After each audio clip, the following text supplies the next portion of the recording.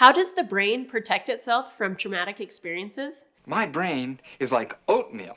The mind's natural reaction to trauma is to protect you, even at the cost of you being actively engaged in your own life. What does this look like? And what can you do to heal? We're going to talk about it right after this.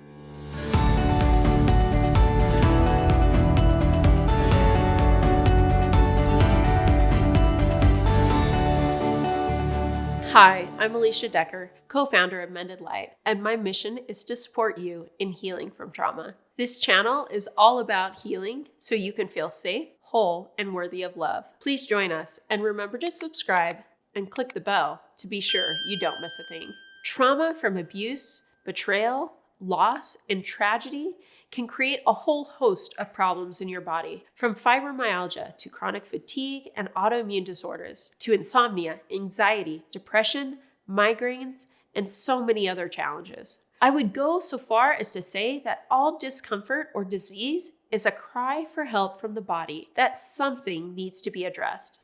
Help me help you. What if instead of trying to shut down our body's cries for help, we recognize that it is trying to communicate with us an unresolved need? What if the pain, discomfort, or dis-ease didn't register as something to cover up or make go away, but as something to resolve? What if the solution, instead of taking a chemical into our body to cover up the symptom, was to learn to connect with the buried emotion, honoring our need to heal on all levels of the body, the mind and the heart? Strong mind can separate the body from its suffering. Dr. Bessel van der Kolk explained the connection between traumatic experiences and your body, mind, and brain. He says, after trauma, the world is experienced with a different nervous system. The survivor's energy now becomes focused on suppressing inner chaos at the expense of spontaneous involvement in their life. These attempts to maintain control over unbearable physiological reactions can result in a whole range of physical symptoms, including fibromyalgia, chronic fatigue, and other autoimmune diseases. This explains why it is critical for trauma treatment to engage the entire organism, body, mind, and brain. You see how therapy works? I mean, it's like a Swiss clock. Did you know that your brain has a warning system? When it is triggered, it is designed to help you survive, even at the cost of you being actively engaged in your own life. When the alarm system is triggered, it is almost like your brain has pre-programmed escape plans. It shuts down or diminishes the higher thinking parts of your brain, the ones responsible for conscious thought, instead going into survival mode in what is sometimes called your reptilian brain.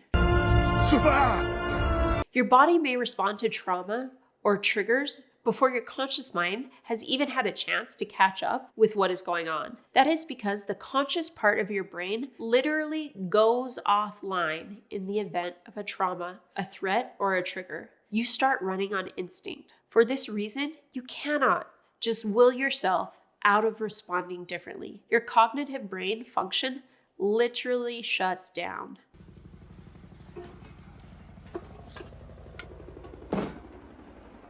To find true healing from traumatic events and their triggers, you need to bring your thinking brain back online. To do this, it first needs to be safe. It needs to be safe for you to vocalize what you know and feel what you feel. If it's not, the only option is to deny or disassociate with yourself out of necessity to survive. Disassociation is when you experience a disconnect in your thinking, your feeling, or your experience. You may feel detached from reality, that you're a passenger in your mind while someone else is driving, or that the world doesn't feel real.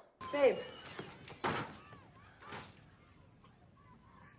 While this response is what your brain and body is designed to do to keep you safe, if you stay in that place, stuck in a place of fear, hypervigilance, unable to thrive or fully enjoy life because your brain is stuck in survival mode. What happens when you experience something traumatic is certain parts of your brain go offline or decrease their functions, while other areas of the brain engage. This creates new pathways in the brain. Through neuroimaging or taking pictures of the brain, we know which areas of the brain light up during a threatening situation to create new neural pathways. literal trails of thought in your brain. These pathways are created by neurons, and we know that neurons that fire together wire together. When a pathway fires repeatedly, it then becomes the default setting in our programming or the way we will likely respond. I like to compare this to hiking trails. If a hiking trail is traveled by just a few people, there are still plants and grasses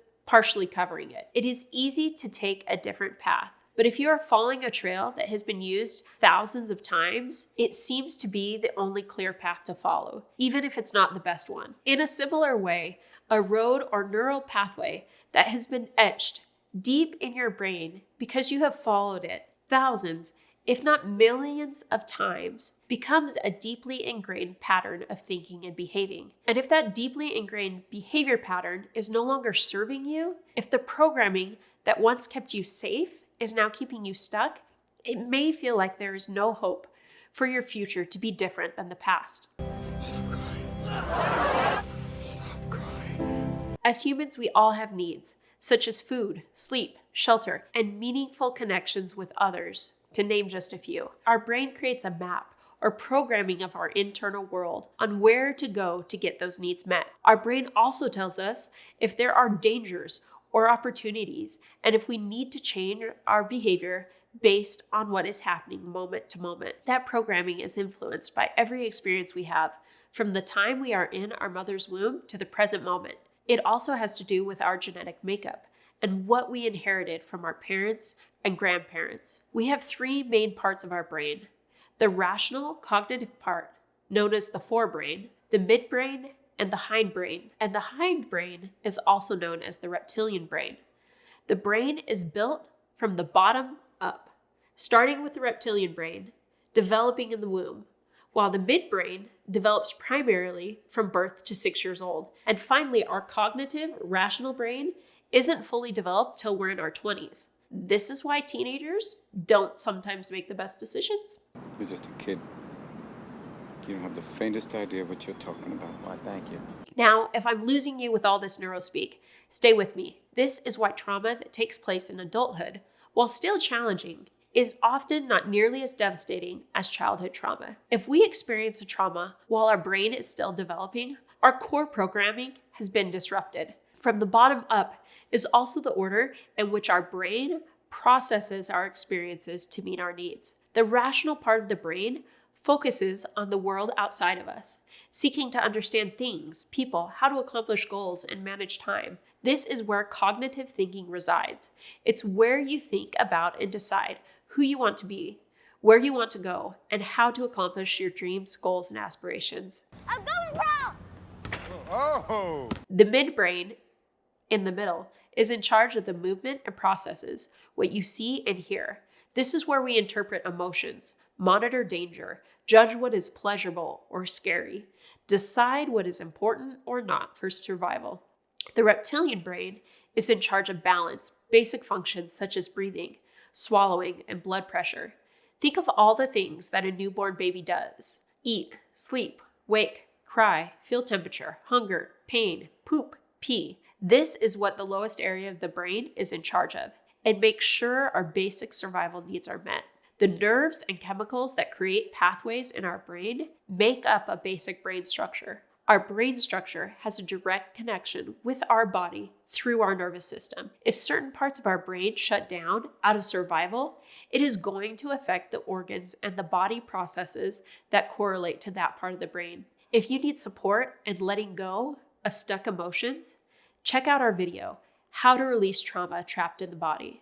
Going back to the quote we started with, all of these reasons are why, after trauma, the world is experienced with a different nervous system. Your energy after trauma is now focused on suppressing inner chaos at the expense of spontaneous involvement in your life. These attempts to make control over unbearable stress caused when you go into a state of fight, flight, or freeze can cause a whole range of physical symptoms, including the ones we talked about at the beginning, like autoimmune diseases, anxiety, depression, and more. This is why it is critical for trauma treatment to engage the entire person, body, mind, and brain. So if you ever feel like you're crazy, or you're questioning what's wrong with you, wondering why you can't just get over it and move on, it is because your brain has literally been rewired by the trauma and subsequent PTSD. I'm not crazy! Ah! Your brain was protecting you in the moment to keep you safe. Recognize that if you are now in a place of safety and security, these coping mechanisms are no longer keeping you safe, they are keeping you stuck. Show yourself love, appreciation, and understanding for the amazing ways you have handled the challenges of trauma. You are still here. You are still trying, and that is commendable. You are worthy of love, understanding, and happiness. Get the support you need to heal. If you've liked this video, and even if you haven't, check out our video, Being a Part of a Successful Step Family. Will you do me a favor? If this video has been helpful, will you please share it with loved ones you know who need this support in their healing journey? Also, remember to subscribe and click the bell. Until next time, keep shining. We need your light. Watch the next video. Do it. Do it.